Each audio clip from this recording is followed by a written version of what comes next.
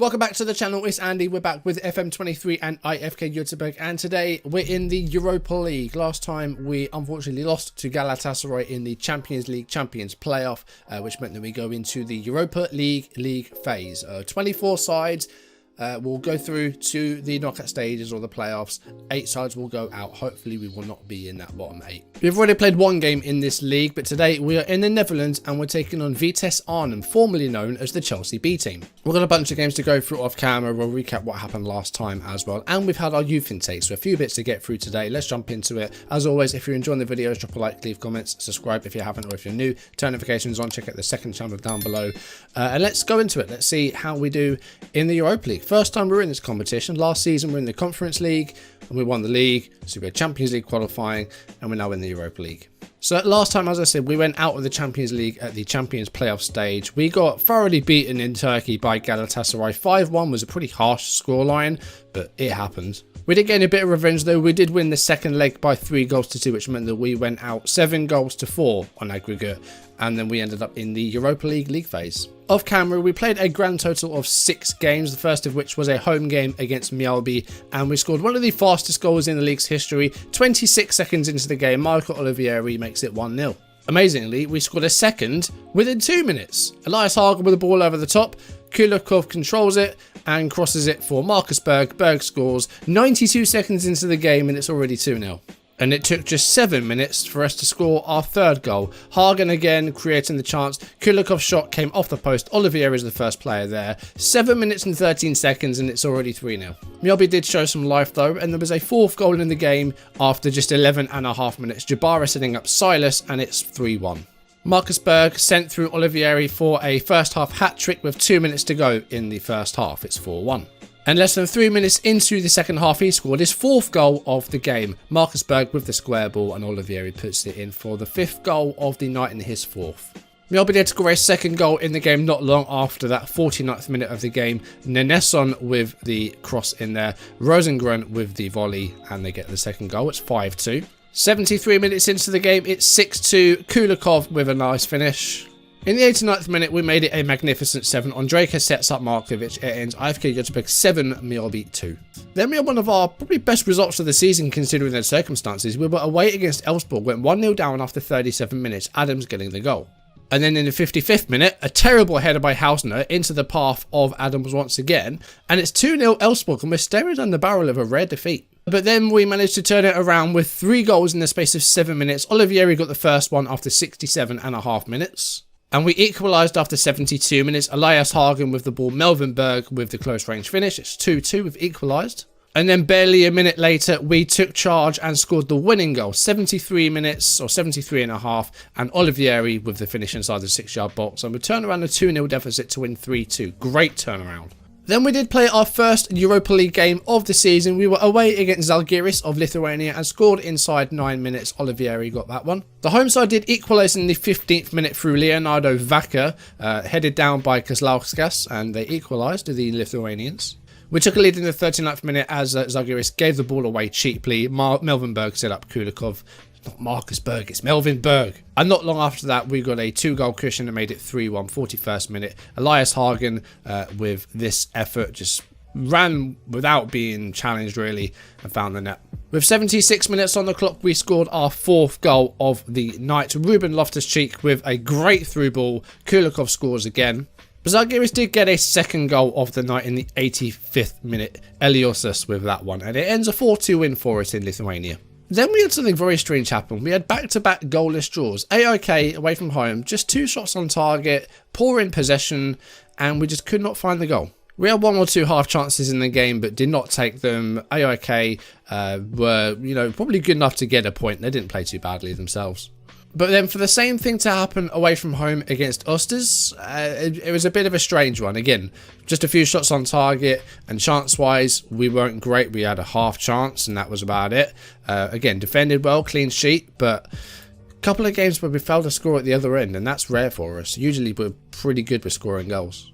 Thankfully, the goals did return in our next game, a massive home game against title rivals Hammarby.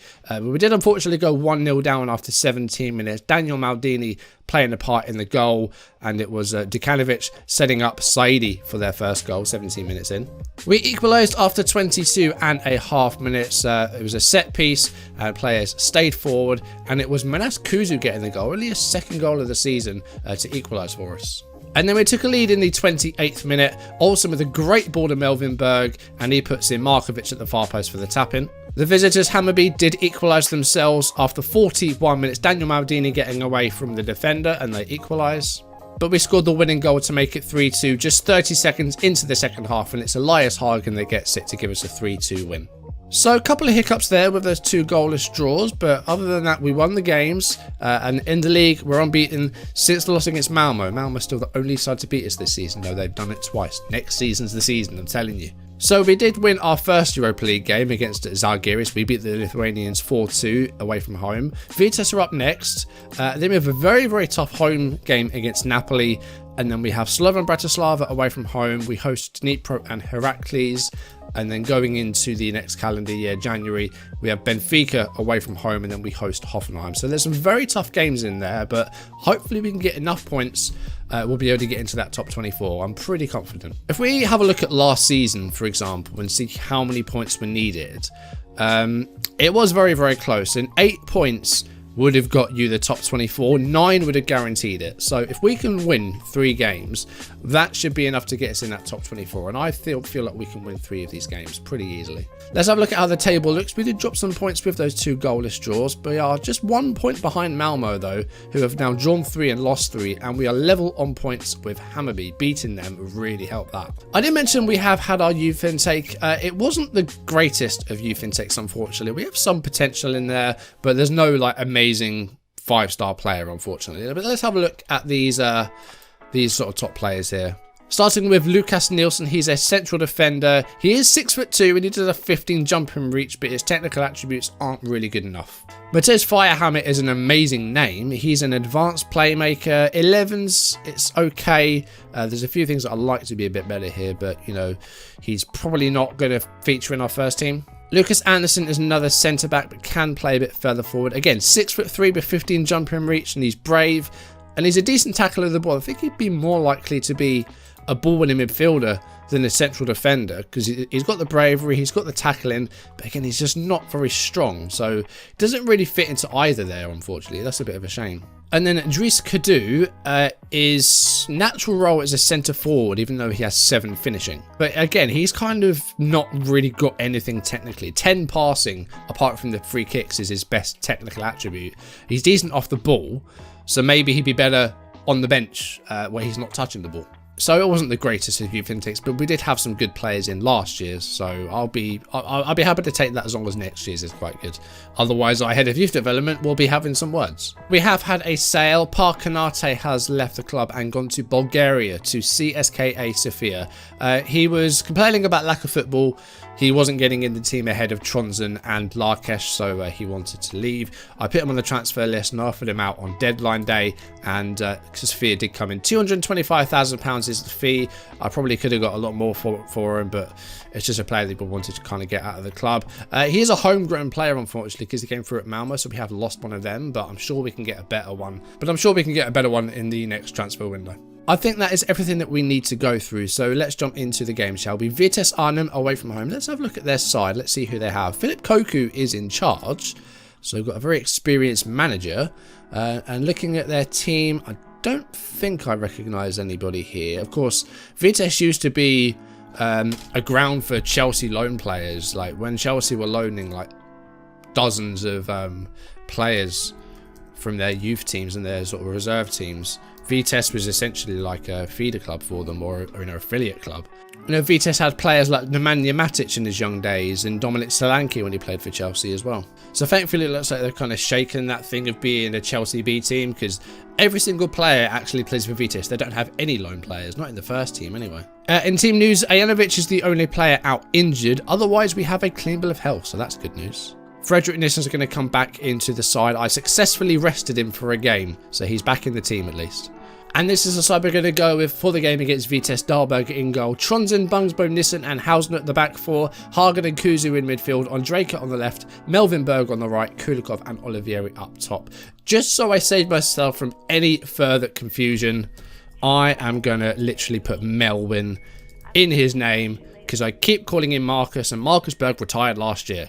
Just to remind myself, because I feel bad every time I do it. He's a real player. I need to get his name right. Now, we are no longer in the Champions League, so we don't hear the Champions League anthem, but we do at the very least hear the Europa League / Europa League Conference League anthem. I forgot the name of the competition for a second. So we get that back at the very least. So Vitesse playing in a 4-2-3-1, I believe that was. So Galatasaray matched our formation with that 4-2-4, and they trounced us in Turkey.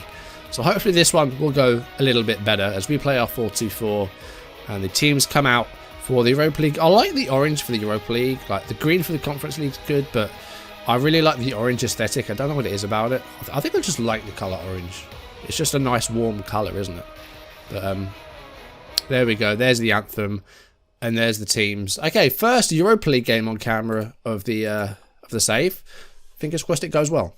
And it is Vitesse that have the ball. Moilenstein to Harmazi. And they're passing the ball quickly and well. Barden going backwards. And again, they're happy to just keep the ball here, Vitesse. And we can't get it off them just yet.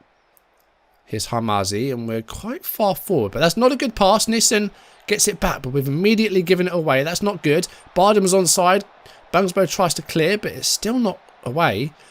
I mean, they've still got the ball. Manhoef with the cross, and it's in. Barden with the goal. It was going to go to VAR, so it might not count, but Vitesse just happy to knock the ball about there, and they had a good spell of possession, and we kind of looked a bit lost out there.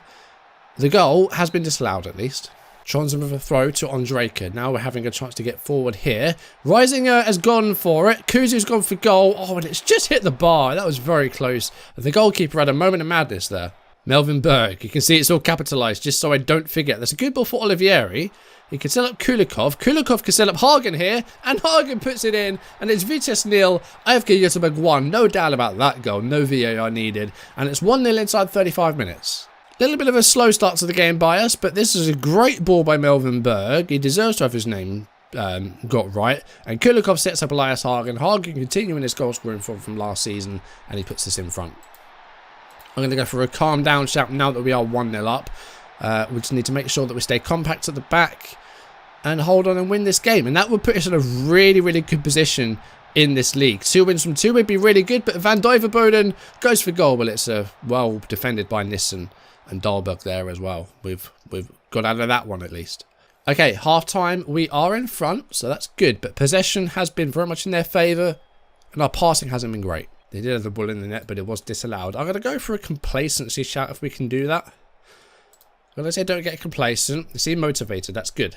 Okay, tactically, I'm just going to drop off a bit more with that defensive line. And I'm just going to slow things down a little bit. So hopefully that'll help with our passing, and it'll kind of shut them out a little bit. Ondrejka, could be a chance for a second goal here. Ondrejka's got the ball, goes back to Anders Tronsen. Here's Hagen, who got the goal in the first half. Kuzu's in firing distance here, and he goes for goal, and it's just over.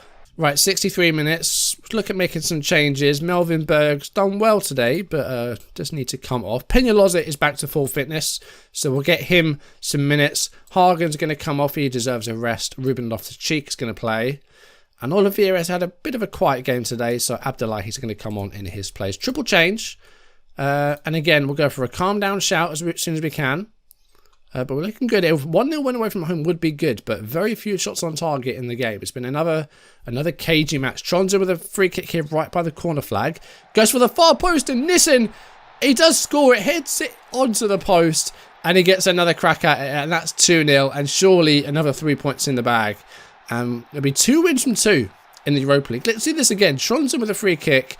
And Fredrik Nissen, a bullet header hits the post. It falls back to him. And he gets another crack at the whip and scores to make it 2-0. And that is looking good. Tronsen is hurt. So he's going to come off. Larkesh is going to come on. Tronsen might be out for a while with that. Hopefully it's not serious. But despite the low possession today, we've got 2 goals and we've kept a clean sheet. So I'm very, very happy with that. And there might be a third here as well. Abdullahi to Peñalosa. We've got about 2 minutes to go here. But we have lost the ball. And here's Barden for Vitesse. Goes back to the goalkeeper. And here's Monsma. Daza to Barden. And there's still time for them to try and get back into this game. Not if they give the ball away like that, it's not. Melvin Berg back up to Frederick Nissen, who gets that second goal. Berg with the ball again here. Great first touch. Gets it away from his feet, and the game's just kind of slipped up there. Kulikov's there, and that might not count. But that was some really nice football as well. Melvin Berg, a phenomenal first touch there. And no, it's been given. It's 3-0. And I don't think a 3-0 is deserved, but we've been clinical. That much is for certain. And Kulikov scores the third goal of the night. And we got 2 wins from 2 in the Europa League. That is really, really good going. I'm very, very pleased with that. That is full time. It is a 3-0 win away from home. 5 shots on target in the end. But, you know, we usually play that possession game, and our possession's usually really good. But today, just 39% of the ball, and yet we get a 3-0 win. Great defensive work by everybody. Kuzu was fantastic. Nissen gets the goal. Dahlberg made saves as well. That was a really good team performance. I'm very, very happy with that. I do just want to see how the other Swedish sides have been doing in Europe, because we haven't really looked at that yet, and this has kind of got some building a nation elements, so we're going to have a look at that very quickly before we go. Starting with Malmö, who won the Cup last season, so that means they qualified for the Europa League qualifying. They did beat Donetsk Streda of Slovakia, and then they unfortunately lost to AEK Athens in the playoff round. So they're in the Europa Conference League, so they have just 6 fixtures. They have got Midtjylland, Braga, HJK, Derry City, Beersheva and Borac from Bosnia. So hopefully they can get through to the knockouts. But yeah, unfortunately they got knocked out of the Europa League. They could have been in the same league as us. But they're in the league phase at the very least, so they can pick up some points for the coefficient as long as they get some results there. Looking at the Conference League, we do have 2 more sides here. Hammarby went out in the 4th qualifying round as well. So they're no longer in the Conference League. But they knocked out Panathinaikos and Aberdeen. They did really well, but then lost to AA Ghent. They lost 2-1 away from home, so Hammarby are out. The other side is Elfsborg, and they are actually through to the league phase, so they're actually still in the competition. They knocked out Brøndby and Zrinski and Puskas, so they've done really, really well. So they're also in the Conference League. They're against Rijeka, Limassol, Trenčín, Midtjylland, Olympiakos and Derry themselves. So we do still have 2 sides in the Conference League and ourselves in the Europa League. So 3 Swedish sides still in Europe is good going. Let's have a look at what's coming up in our next few games then. We've got a home game against Häcken, then we're away against Kalmar, and then Napoli is the next Europa League game. And if that wasn't so close, I'd play that next. I think we're going to jump ahead and do Slovan Bratislava next. It's another away game. And a game, you know, if we can beat Vitesse, we could probably beat Slovan Bratislava. We almost faced them in the Champions League qualifying, but they lost to Derry City. And we did pretty well against Derry City. So I feel like we can beat Slovan Bratislava. And that will give us at least 9 points. I'm expecting us to lose against Napoli. But beating Bratislava will give us at least 9 points. And last season, that was enough to get you through to the top 24 and to the knockout playoff round. So that would be really good to get. Although I just realised we've only got 4 games left of the league season. We've got a league title race to win. What I think we'll do next time is we'll do the double IFK of Halmstad and Värnamo and see what happens at the end of this league title race. And we're going to focus on trying to win this league. Double IFK, last 2 games of the season, we'll try and win the title for a consecutive second season. But that's going to do it for today. Thank you for watching. If you enjoyed the video, drop a like, leave comments and subscribe if you haven't, or if you're new, turn notifications on. And yes, next time we'll wrap up the 2025 season and try and successfully defend our title. And then we'll be back to the Europa League after that. So you've got that to look forward to in a later video. But that's going to do it for today. Thank you for watching, and I'll see you soon. Goodbye.